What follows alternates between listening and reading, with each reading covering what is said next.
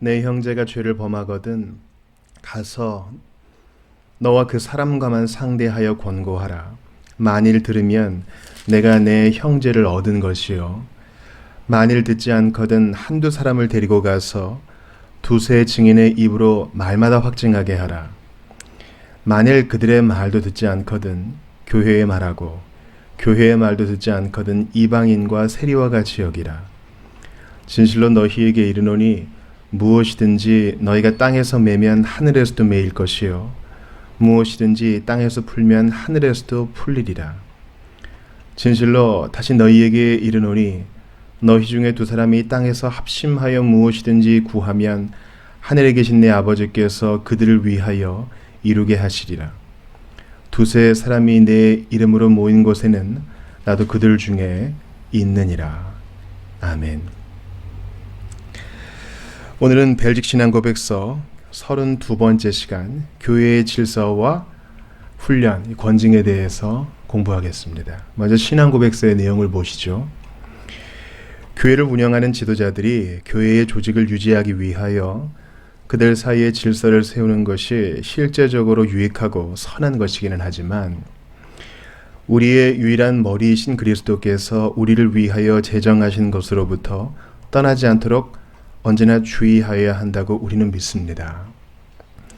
그러므로 하나님을 경배함에 있어서 어느 면에서든지 우리의 양심을 구속하고 억압하는 인위적으로 만들어진 규칙들과 법들을 우리는 배격합니다. 우리는 오직 교회 안에 조화와 일치를 유지하고 온 성도들이 하나님께 순종하도록 인도하는 것들만 인정합니다. 그러한 목적을 이루기 위하여 출교는 그것이 요구하는 모든 것을 포함하며 하나님의 말씀에 의거할 때에 필요한 것입니다. 오늘은 교회의 질서와 훈련 또는 권징으로 번역될 수 있는 이 항목을 좀 공부하도록 하겠습니다. 지난 시간에는 하나님께서 세우신 교회의 직분자를 어떻게 대하여야 할 것인가, 또 그들이 어떻게 선출되어야 할 것인가, 또 교회의 직분자들과 회중 간의 관계는 어떠해야 할 것인가, 이런 것을 보았습니다. 부활하신 그리스도께서 승천하실 때 교회에 선물을 주셨으니 그것은 직분자들입니다. 그러면 거의 자연적으로 우리는 나는 직분자가 아니니 이건 내게 상관없는 말이다 이렇게 느낄 수 있겠습니다. 그러나 목회서신을 보세요. 목회서신을 보면은 디모데 전후서, 디도서를 말씀드리는 것입니다. 분명히 교역자인 디모데에게 하는 개인적인 이야기일 텐데 이것을 회람하여 성도들과 공유하라고 얘기합니다. 그 말은 공적으로 낭독하고 가르치라는 뜻입니다. 즉 이것은 직분자에게만 해당되는 것이 아니요 모든 성도가 공유해야 될 항목이라는 것입니다. 왜냐하면 장로들이 갖추어야 될 덕목을 말함과 동시에 그 덕목을 회중도 알아서 장로를 선출할 때 바르게 그것을 적용하는 것입니다. 참 놀랍게도 지금 우리 보궐선거 기간 아닙니까? 하나님께서는 직분자를 선거를 통해 선출하게 하셨습니다. 마띠아가 그러했지요. 7 집사들이 그러했지요. 교회는 신본주의여서 민주주의가 발디딜 틈이 없습니다. 그렇게 말씀하시면 안 돼요. 하나님께서는 안수와 기도로 그리고 표결로 당신의 뜻이 교회 안에 드러나게 하셨습니다. 오늘은 그것과 연장선상에서 교회 안에서 질서를 어지럽히는 자들을 어떻게 규제해야 하는가 그것을 봅니다. 특별히 출교가 나오죠. 교회 안의 권징은 보통 수찬 정지, 그 다음에 이제 출교 이렇게 되지 않습니까? 물론 우리가 오늘 본 마태복음 18장에 보면 이제 단계가 또 다르죠. 개인적으로 두세 사람이 교회가 이렇게 되는데 이런 이야기들은 그렇게 유쾌해 보이지 않습니다. 목사님 서로 사랑하라 했는데 출교라니요.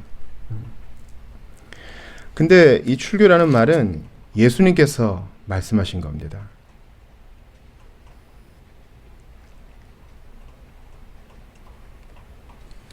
그러므로 주님께서 관심을 갖고 계신 것이 바로 교회의 건강이다라는 것을 생각할 때에 우리는 이 항목을 귀하게 좀 새겨야 할 것입니다. 앞부분에는 항상 그리스도께서 우리를 위해 제정하신 것, 거기서 떠나지 않도록 조심해야 된다라는 일반적인 얘기를 하고요. 양심을 구속하고 억압하는 인위적인 규칙들과 법들은 우리는 배격한다 이렇게 얘기하면서 오직 우리 자신의 원칙을 성경에 매어야 한다 이렇게 얘기합니다. 주님께서 우리가 불렀던 찬송처럼 사랑의 줄로 우리를 당신께 굳게 매시는 것처럼 주님께서도 교회의 질서를 위해서 원칙들을 하나님 말씀에 둘러매야 한다 이렇게 알려주십니다.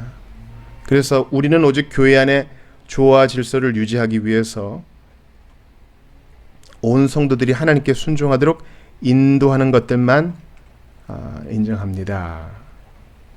그래서 출교가 그러한 것이 요구하는 모든 것을 포함하며 하나님 말씀에 의거할 때에만 필요하다 이렇게 말합니다.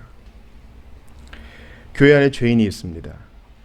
마태복음 18장 15절을 보니까 네 형제가 죄를 범하거든 먼저 개인적으로 그 사람하고 상대해서 권고하라고 얘기합니다. 그러니까 여기서 이 형제를 찾아가는 이 개인은 직분자일 수도 있고 아닐 수가 있습니다. 모든 성도의 일이에요. 우리 장로님이 알아서 하시겠지. 우리 집사님이 알아서 하겠지. 우리 목사님이 알아서 하겠지. 이것이 아니라 그 형제와 자매의 부족함을 본 사람이 하는 것입니다. 그래서 그 사람이 돌이키면 그 사람을 얻은 것이라고 예수님 말씀하시고요. 그렇지 않으면 두 번째 단계, 한두 사람을 데리고 가서 두세 증인의 입으로 말마다 확증하게 하며 그를 돌이키려는 노력을 하는 것입니다. 그렇게 하지 않으면 교회에 말하고, 이것은 당회라고도 할 수 있습니다, 장로들의 모임에서 이제 그 사람의 거취에 대해서 정해야 된다는 것이죠. 어떤 분들은 이렇게 말씀하시는 분이 있어요. 목사님, 저는 교회 안에서 권징당하는 사람 한 번도 본 적이 없어요. 맞아요. 상당히 큰 문제예요. 권징을 좀 하려고 하면 교회가 여기뿐인가 하면서 나가버리는 일이 많기 때문입니다. 그리고 이제 그런 분이 어떤 교회에 정착하게 될 때 분명히 이제 목회 상담이나 또 대화를 통해 그 사람의 신앙 경력이 드러나죠. 어쩌다가 그렇게 오래 계셨던 회중을 떠나게 되셨습니까? 얘기할 때 문제가 드러나는 겁니다. 물론 당연히 그런 사람은 이명 증서도 안 갖고 가겠죠. 또 그런 사람에 대하여 정당하게 당회는 그럼 거기서 못 받은 권징을 받으셔야 됩니다, 이렇게 얘기해야 됩니다. 새 사람이 왔으니 어이쿠 하고 받는 것이 아닙니다.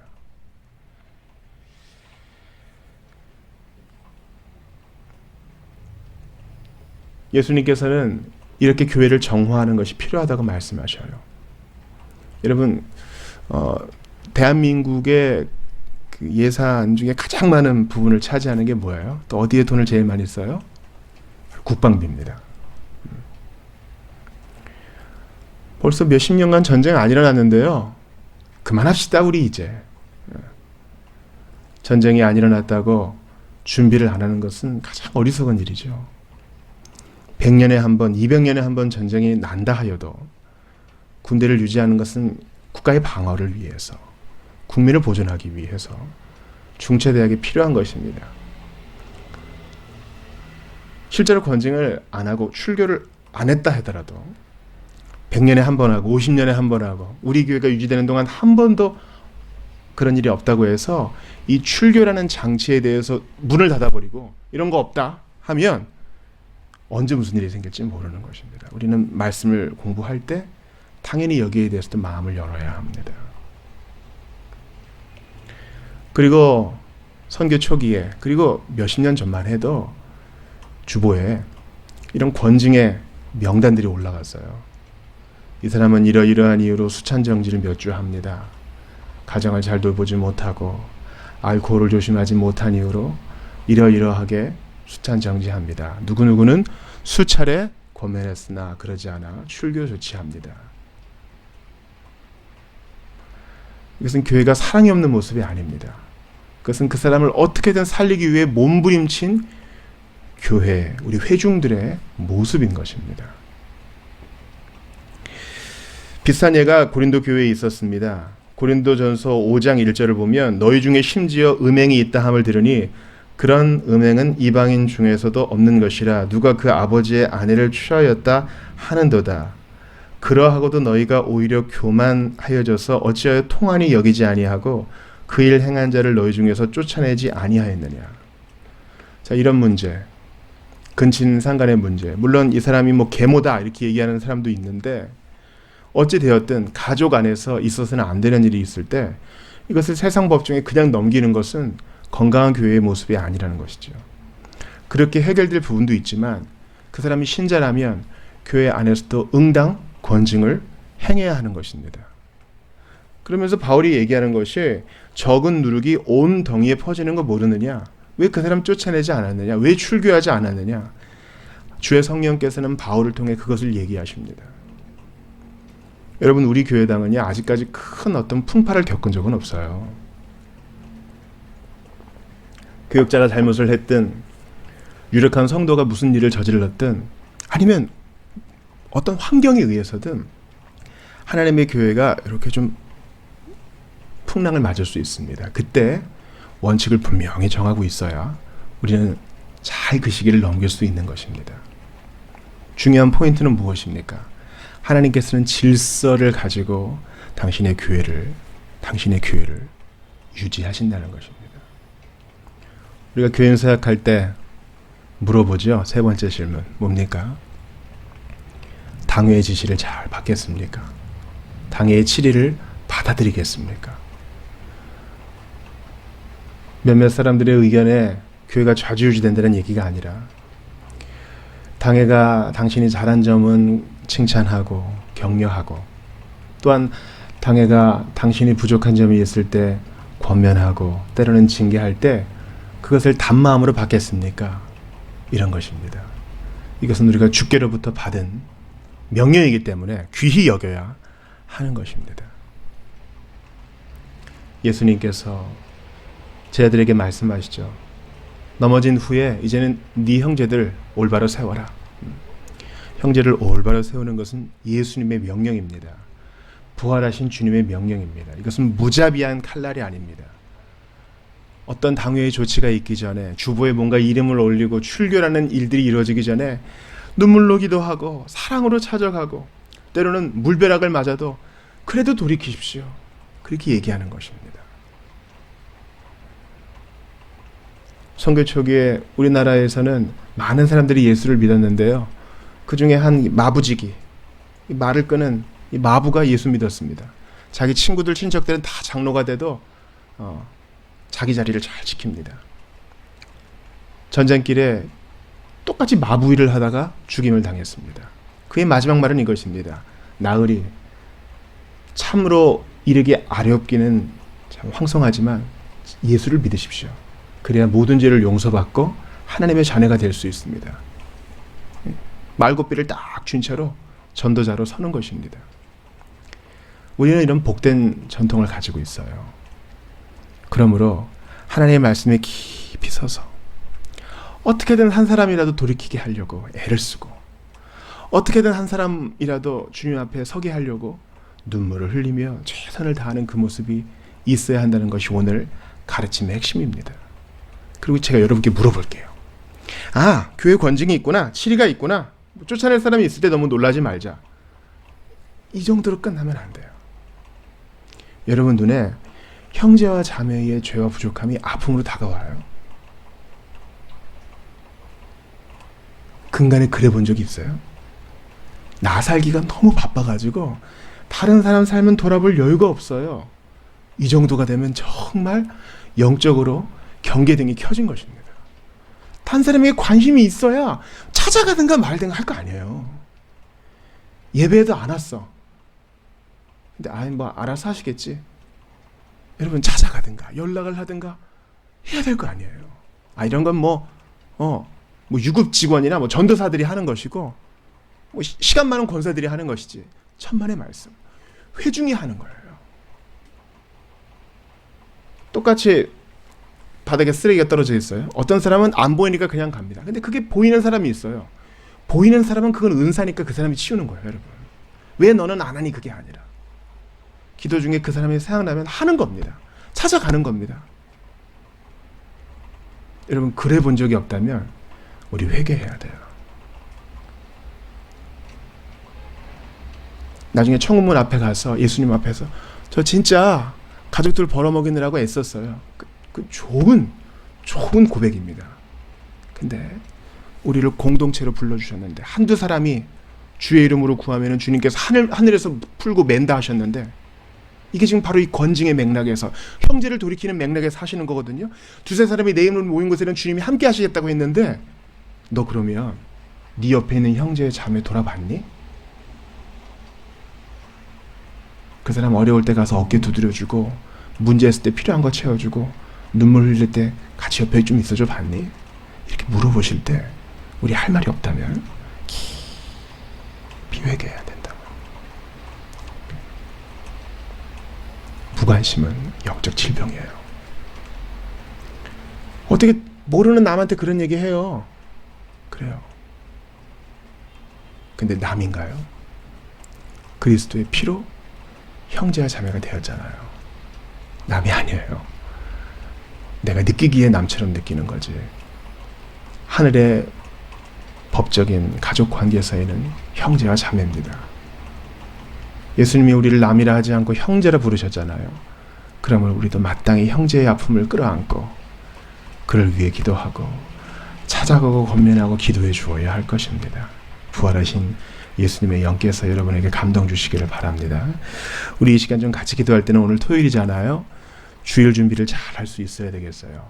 일찍 자고 우리 헌금도 미리 준비하고 본문도 미리 좀 찾아보고, 내일 고린도전서 15장 볼 거거든요. 암송 성구도 한번 점검하고, 주중에 성경 읽기가 밀린 거 있으면 좀 마무리도 좀 하시고, 가족들에게도 권하는 겁니다. 그렇게 바쁘지 않게 하루를 마무리해야, 한 주를 마무리해야 부활의 아침을 밝힐 수 있는 겁니다. 부활의 첫 증인은 새벽 동틀녘에 예수님 무덤에 찾아간 사람이었어요. 우리 그런 열심과 준비가 있어야 할 줄 압니다. 우리 같이 기도합시다.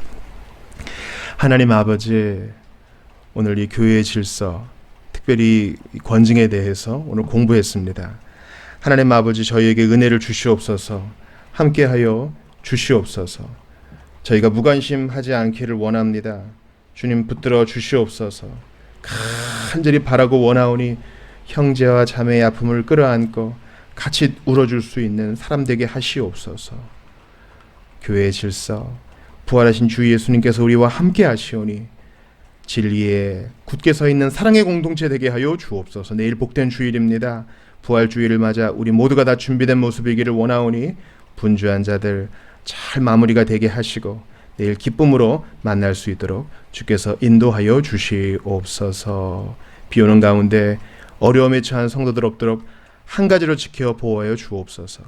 우리 구주 예수님 이름으로 기도드리옵나이다. 아멘.